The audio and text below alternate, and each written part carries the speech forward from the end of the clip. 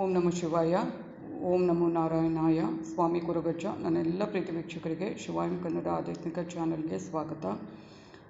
ಇವತ್ತು ನಾನು ರೋಗಿಗಳಿಗೆ ಮತ್ತು ಅಶಕ್ತರಿಗೆ ಈ ಒಂದು ಮಂತ್ರ ತುಂಬಾ ಉಪಯುಕ್ತ, ಪರಿಣಾಮಕಾರಿ ಅಂತ ಹೇಳ್ಬೋದು. ತುಂಬ ವೀಡಿಯೋಸ್ ಹಾಕ್ತಾ ಇರ್ತೇನೆ, ಹೆಲ್ಪ್ಫುಲ್ ಆಗುತ್ತೆ ನಿಮಗೆ ಅಂತ. ಇವತ್ತು ಕೂಡ ಇಂಥದ್ದೇ ಒಂದು ಮಂತ್ರ, ಯಾವ ಮಂತ್ರವನ್ನು ಪಠಿಸಿದರೆ ರೋಗಿಗಳು ದಿನಾಲು ರೋಗದಿಂದ ಒಂದಲ್ಲ ಒಂದು ಬಳಲ್ತಾ ಇರ್ತಾರೆ, ಅಶಕ್ತರಿರ್ತಾರೆ, ಅಂಥವ್ರಿಗೆ ಈ ಒಂದು ಮಂತ್ರ ರಾಮಬಾಣ ಅಂತಲೇ ಹೇಳ್ಬಹುದು. ಅದಕ್ಕಿಂತ ಮುಂಚೆ ಚಾನಲನ್ನು ನೋಡ್ತಾ ಇದ್ದರೆ ನೀವು ಯಾರು ಸಬ್ಸ್ಕ್ರೈಬ್ ಮಾಡದೇ ಇದ್ದರೆ ದಯವಿಟ್ಟು ಸಬ್ಸ್ಕ್ರೈಬ್ ಮಾಡೋದನ್ನು ಮರಿಬೇಡಿ. ಸಬ್ಸ್ಕ್ರಿಪ್ಷನ್ಸ್ ಫುಲ್ಲಿ ಫ್ರೀ ಆಗಿರುತ್ತೆ. ಹಾಗೆಯೇ ಬೆಲ್ ಐಕಾನ್ ಕ್ಲಿಕ್ ಮಾಡೋದನ್ನು ಮರಿಬೇಡಿ. ಆಧ್ಯಾತ್ಮಿಕ ಜ್ಯೋತಿಷ್ಯಕ್ಕೆ ಸಂಬಂಧಪಟ್ಟ ಉಪಯುಕ್ತ ಮಾಹಿತಿ ಇರುವಂಥ ವಿಡಿಯೋನ ಹಾಕ್ತೇನೆ.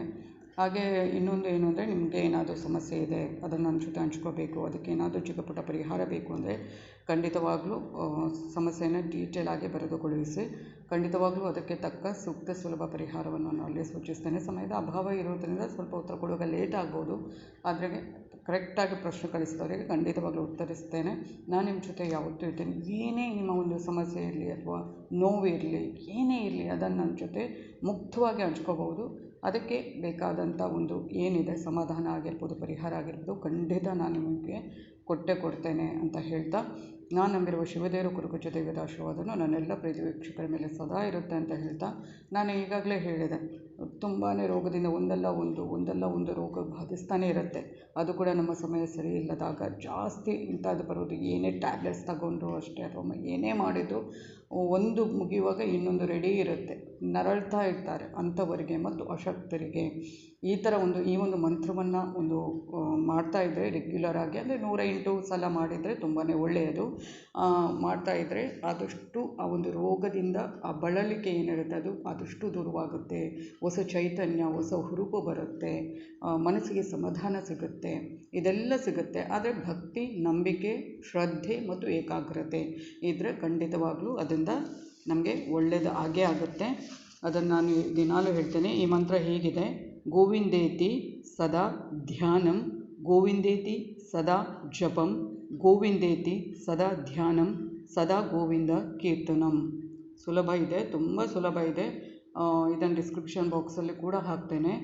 ಗೋವಿಂದೇತಿ ಸದಾ ಧ್ಯಾನಂ, ಗೋವಿಂದೇತಿ ಸದಾ ಜಪಂ, ಗೋವಿಂದೇತಿ ಸದಾ ಧ್ಯಾನಂ, ಸದಾ ಗೋವಿಂದ ಕೀರ್ತನಂ. ಅಂದರೆ ನೀವು ಈ ಮಂತ್ರವನ್ನು ಪಠಿಸುವಾಗ ಕೂಡ ಉಚ್ಚಾರಣೆ ಸರಿಯಾಗಿರಬೇಕು, ಮಂತ್ರ ಪಠನೆ ಸರಿಯಾಗಿರಬೇಕು ಮತ್ತು ನಂಬಿಕೆ ಇರಬೇಕು.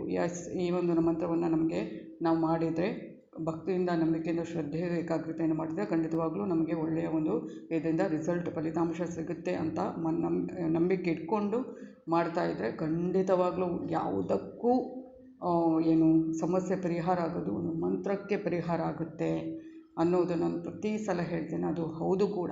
ಯಾವತ್ತೂ ದೇವರ ಮೇಲೆ ನಂಬಿಕೆ ಇರುತ್ತೆ, ಎಂಥ ಕಷ್ಟದಲ್ಲೂ ಎಂಥ ಇದರಲ್ಲೂ. ಹಾಗೆಯೇ ಒಂದು ಮಂತ್ರದ ಮೇಲೂ ನಮಗೆ ನಂಬಿಕೆ ಇದ್ದರೆ ಖಂಡಿತವಾಗ್ಲೂ ಆ ಮಂತ್ರ ಯಾವುದಕ್ಕೆ ಸಹಕಾರಿಯಾಗುತ್ತೆ, ಯಾವುದಕ್ಕೆ ಉಪಯೋಗ ಆಗುತ್ತೆ, ಅದು ಖಂಡಿತವಾಗ್ಲೂ ಅದರಿಂದ ತುಂಬಾ ಒಳ್ಳೆಯ ಫಲಿತಾಂಶ ಸಿಗುತ್ತೆ ಅಂತ ಹೇಳ್ತಾ, ಇದು ಇವತ್ತಿನ ವಿಡಿಯೋ ಆಗಿರುತ್ತೆ. ಮುಂದಿನ ವಿಡಿಯೋದಲ್ಲಿ ಮತ್ತೆ ಭೇಟಿ ಆಗ್ತೀನಿ. ಧನ್ಯವಾದಗಳು.